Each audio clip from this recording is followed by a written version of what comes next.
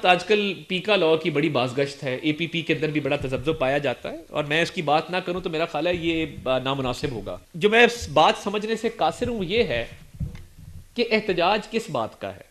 पीका लॉ के अंदर जितनी भी शिकें हैं, फेक न्यूज़ पे एतराज़ है या इस चीज़ पे एतराज़ है कि डिजिटल मीडिया को जिस पे कोई चेक नहीं है, आप किसी को वाजिबुल कत्ल करार दें, आप किसी के बारे में कोई भी इल्ज़ाम लगा दें, कोई कह दे जिस तरह वो एक साहब ने कहा कि जी ये सर कलम करके ले आए तो इतने करोड़ मैं अदा करूंगा। क्या हुआ? किसी ने नोटिस लिया? जो चाइल्ड पोर्नोग्राफी है, जो डीप फेक है, जो खवातीन की हरासमेंट होती है दिन रात डिजिटल मीडिया के ऊपर, लोगों को ब्लैकमेल किया जाता है, हमारी बच्चियां वो साइकोलॉजिकल प्रॉब्लम्स का शिकार होती हैं, सुसाइडल टेंडेंसीज बढ़ गई हैं माशरे के अंदर, खुदकुशी पर मजबूर होती हैं, कोई पुरसाने हाल नहीं है, कोई सिस्टम ही नहीं है। यानी आपके इलेक्ट्रॉनिक मीडिया के लॉज मौजूद हैं, पेमरा मौजूद है, अखबारात अपने आप को पीआईडी में भी रजिस्टर करती हैं, उनकी अपनी काउंसिल भी मौजूद होती है, एडिटोरियल कंट्रोल होता है, कंटेंट के हवाले से पूरा एडिटोरियल बोर्ड होता है इदारों के अंदर। डिजिटल मीडिया के ऊपर ना एडिटोरियल कंट्रोल है, ना कंटेंट का कोई मामला है, जिसका जो दिल करे। और वो लोग जो सहाफत की आड़ में सहाफत को बदनाम कर रहे हैं, कभी फील्ड रिपोर्टिंग एक दिन नहीं की, मैस कम्युनिकेशन के स्पेलिंग नहीं आते हैं, कैमरा पकड़ के तो जो दिल में आता है वो नशर करते हैं, जो दिल में आता है वो बोलते हैं। मुल्क का नुकसान, मईशत का नुकसान, इदारों का नुकसान। भाई आपको ये कंटेंट कहां से आया? कोई एडिटोरियल बोर्ड है आपका? आपके पास कोई ये स्किल है, महारत है? आपने किसी यूनिवर्सिटी से पीएचडी की है? तो देखिए ऐसे मामला चल नहीं सकता। जिसका दिल करता है वो कहता है जी फलां वाजिबुल कत्ल है, फलां जो है उसको ये कर दो, उसको वो कर दो। सहाफियों का एक सहाफी है, मैं नाम नहीं लेना चाहता, उनके बेटे का नाम और एड्रेस शेयर किया गया कि इनका बेटा फलां जगह पे रहता है। आजादी इजहार राय के तहफ्फुज के लिए ये लॉ लाया गया है। ये इसलिए लाया गया है कि जिन सहाफियों के घरों पे हमले होते हैं, जिनके एड्रेस शेयर किए जाते हैं, जिनके बच्चों के नाम, बच्चों की तस्वीरें लगाई जाती हैं डिजिटल मीडिया पे कि ये अपने ख्यालात का आजादी से इजहार करता है, इसकी अपनी आइडियोलॉजी है जिससे हम इख्तलाफ करते हैं, इसलिए इसके बच्चों पे हमला कर दो। तो मुझे ये बताइए, क्या एफआईए में कैपेसिटी है कि एफआईए इन क्राइम्स को डील कर सके? क्या साइबर क्राइम का मुल्क में कोई इदारा मौजूद है जो इस चीज को चेक कर सके? अगर एक national cyber crime investigation agency कायम की जा रही है, जो एक मायानाज एजेंसी होगी, प्रोफेशनल्स पे बेस्ड होगी, तो क्या ये गलत काम होने जा रहा है? अगर उस एजेंसी के ऊपर एक डिजिटल मीडिया प्रोटेक्शन अथॉरिटी बनाई जा रही है, जिसके अंदर एक सहाफी उसका मेंबर होगा, वो प्राइवेट सेक्टर से होगा ऑफ कोर्स, वो किसी प्रेस क्लब के साथ, किसी एसोसिएशन के साथ मुंसलिक होगा, एक आईटी प्रोफेशनल उसका मेंबर होगा, वो भी निजी शोबे से होगा। उसके साथ साथ ट्राइब्यूनल बनाया जा रहा है, हाई कोर्ट के जज के लेवल का ट्राइब्यूनल का सरबराह होगा, उसमें भी ट्राइब्यूनल में भी एक सहाफी को रखा गया है। ट्राइब्यूनल में उस सहाफी के साथ साथ आईटी प्रोफेशनल को रखा गया है निजी शोबे से। तो क्या ये डिजिटल राइट्स प्रोटेक्शन अथॉरिटी, जिसमें सहाफी भी शामिल हैं, निजी शोबे के माहिरीन भी शामिल हैं, और ट्राइब्यूनल के अंदर भी निजी शोबे के माहिरीन शामिल हैं, सहाफी शामिल हैं, और नेशनल क्राइम इन्वेस्टिगेशन एजेंसी है, एतराज है जी कि ये इसकी अपील सुप्रीम कोर्ट में क्यों जाएगी? तमाम ट्राइब्यूनल्स की अपील सुप्रीम कोर्ट में जाती है। फेडरल सर्विस ट्राइब्यूनल है, उसकी अपील सुप्रीम कोर्ट में जाती है क्योंकि ये हाई कोर्ट के बराबर होता है। मगर इसके साथ साथ ये बताना भी जरूरी है कि ये हाई कोर्ट में रिट पिटिशन से कोई नहीं रोक सकता। 24 घंटे के अंदर इस ट्राइब्यूनल को अपना स्पीकिंग ऑर्डर पास करना होगा। उस स्पीकिंग ऑर्डर के खिलाफ आप सुप्रीम कोर्ट भी जा सकते हैं। आप अगर समझते हैं कि आपके हकूक की खिलाफ वर्जी हुई है, आपके फंडामेंटल राइट्स की वायलेशन हुई है, तो हाई कोर्ट में भी रिट पिटिशन लाई करती है। तो मुझे ये समझ नहीं आ रही कि एतराज किस शिक पे है। मैं एहतजाज भी देखता हूं, हमारे भाई हैं, हमारे लिए बहुत मोहतरम हैं, मगर मुझे एक शिक बता दीजिए इस कानून के अंदर जो मुतनाज़ा या काबिल एतराज है। ये कह देना काफी नहीं है कि ये मुतनाज़ा एक्ट है। इसमें बताना होगा ना कि फ्लां शिक नंबर ये मुतनाज़ा शिक है।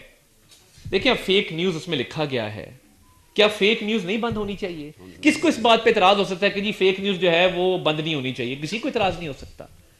कहने का मकसद ये है, इसको उस नजरिए से देखें कि ये सिर्फ और सिर्फ इसलिए एक्ट लाया गया है कि मुल्क के अंदर जो अनासिर डिजिटल मीडिया पे बैठ के करोड़ों अरबों रुपया कमाते हैं, डॉलर्स में कमाते हैं, मुल्क को एक पाई टैक्स नहीं देते, मुल्क की सियासत पे बात करते हैं, मुल्क के अंदर इंतशार भी फैलाते हैं, वो किसी को जवाबदेह नहीं है। मादर पिदर आजाद हैं, कोई जवाबदेही कर नहीं सकता। एहतसाब तो दूर की बात है ना, कोई पूछ ही नहीं सकता कि भाई आपने ये क्यों किया। तो कोई ना कोई तो मुल्क में सिस्टम लाना होगा जिसके तहत कोई बंदा जो विक्टिम है, जो समझता है कि उसकी हक तलफी हुई है, वो किस फोरम के पास जाए। अभी फिलहाल कोई फोरम मौजूद नहीं है मुल्क के अंदर। तो एक फोरम दिया गया है कि आप जाओ, जाके अपनी कंप्लेन रजिस्टर करवाएं और उस पर एक्शन लिया जाएगा। और जितने बाकी भी विक्टिम्स हैं मजहबी मुनाफरत के, कि जिनको बगैर सबूत के, बगैर ड्यू प्रोसेस के वाजिबुल कत्ल करार दिया जाता है, तो वो किसके पास जाए? कोई फोरम मौजूद नहीं है। किसी का आप एड्रेस शेयर करते हैं, बच्चों की तस्वीरें शेयर करते हैं और कहते हैं कि इस पे हमलावर हो जाओ, इतना इनाम मिलेगा, कोई सिस्टम नहीं है। तो क्या ये ला कानूनियत जो मौजूद है, क्या इसको कानून के तहत नहीं होना चाहिए? तमाम इलेक्ट्रॉनिक मीडिया चैनल्स जो हैं वो पेमरा कानून के तहत कंप्लायंस करते हैं, अखबारात भी कंप्लायंस करते हैं। तो फिर डिजिटल मीडिया पे शोर क्यों है कि इसकी कंप्लायंस रोकी जाए या इसको कानून के ताबे ना किया जाए? क्या ये मुआशरा इसी तरह चलेगा कि कोई किसी को पूछ ना सके? अगर डिजिटल डोमेन में ये क्राइम्स हो रहे हैं कि आप डिजिटल डोमेन के अंदर दहशतगर्द भी उसको इस्तेमाल करते हैं, उसको टीटीपी भी इस्तेमाल करती है, मुल्क के खिलाफ भी वो इस्तेमाल होता है, तो कहते हैं नहीं इसको ना करो।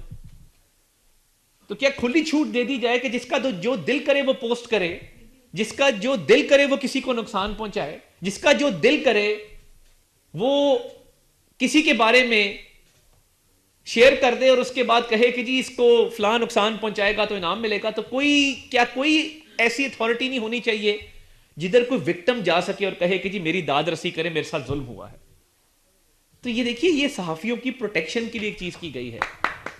और मैं समझता हूं कि ये प्रोटेक्शन की जमानत हम देंगे, आगे रूल्स भी बनने हैं और आगे मजीद रेगुलेशंस भी बनने हैं, उसमें गुंजाइश मौजूद होती है बेहतरी की। हमेशा मशावरत का अमल भी चलना चाहिए, मशावरत होनी चाहिए, मशावरत बिल्कुल बंद नहीं होनी चाहिए।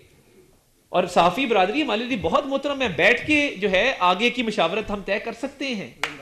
मगर ये जो रूल्स की मशावरत है, रेगुलेशन की मशावरत है, इसमें कम से कम बताएं तो सही कि जी ये शिक काबिल एतराज है।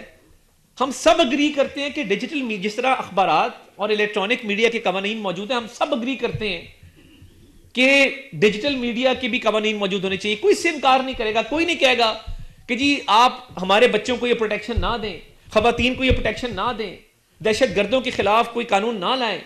और देखिए, सहाफियों की प्रोटेक्शन के लिए जब ट्राइब्यूनल में भी सहाफी शामिल, काउंसिल ऑफ कंप्लेंट्स में भी सहाफी शामिल, डिजिटल राइट्स प्रोटेक्शन अथॉरिटी में भी सहाफी शामिल, तो फिर किस तरह मुमकिन है कि सहाफी बरादरी का इस्तेसाल हो जाए? नहीं होगा।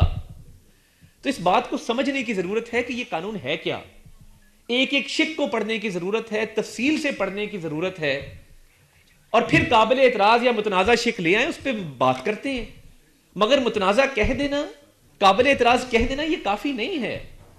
इस पे सैर हासिल गुफ्तगू करें, आगे जो रूल्स या रेगुलेशन बनने हैं उस हवाले से बातचीत करते हैं, मुशावरत का दायरा बढ़ाते हैं, जॉइंट एक्शन कमेटी के साथ बैठ के इन मामलात को देखते हैं कि आगे जो रूल्स बनेंगे या रेगुलेशंस बनेंगे उस पर क्या मजीद बेहतरी लाई जा सकती है। बेहतरी की गुंजाइश होती है, बट इसको समझें कि यह कानून का मकसद यह है कि डिजिटल मीडिया में होने वाले जराइम का तदारक किया जाए और जो विक्टिम्स हैं, जो मजलूम हैं, उनको कोई फोरम फराहम किया जाए जिसमें सहाफी बैठ के फैसला कर सकें कि इसके साथ जुल्म हुआ है कि नहीं हुआ है।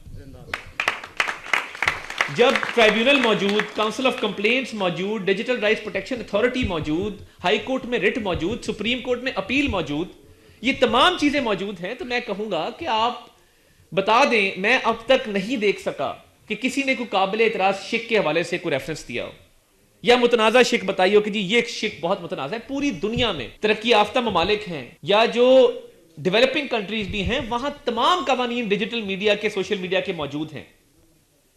ऑस्ट्रेलिया से लेके बरतानिया तक पूरी दुनिया में ये कवानीन पाए जाते हैं। सिर्फ हम ये कहते हैं नहीं, हमारा डिजिटल मीडिया जो है मादर पिदर आजाद हो, इस पर कोई चेक ना हो और इसको कोई ना पूछे, कोई किसी को नुकसान पहुंचाए, कत्ल करवाए, उसके घर पे हमला करवा दे, उसके बारे में जो मर्जी कहता रहे, तो कोई रेगुलेशन ना हो। जब इतने बड़े बड़े टीवी चैनल्स रेगुलेशन के अंडर हैं, अखबारात रेगुलेशन के अंडर हैं, उनके कानून मौजूद हैं और ये इंसानी हकूक के तहफ़्फ़ुज़ की बात कर रहे हैं हम, तो मैं जॉइंट एक्शन कमेटी को कहूंगा कि मजीद मुशावरत करते हैं और इस मामले को आगे लेके चलते हैं और देखते हैं कि रूल्स के अंदर क्या गुंजाइश मौजूद है, आगे रेगुलेशंस में क्या गुंजाइश मौजूद है और इसको मजीद क्या बेहतरी आप तजवीज़ करते हैं। आपके नज़दीक काबिल एतराज़ शेख कौन सी है? बट ये जो मैंने सारी बातें की, ये बिल्कुल हकीकत है और कानून बिल्कुल इसके मुताबिक बना है।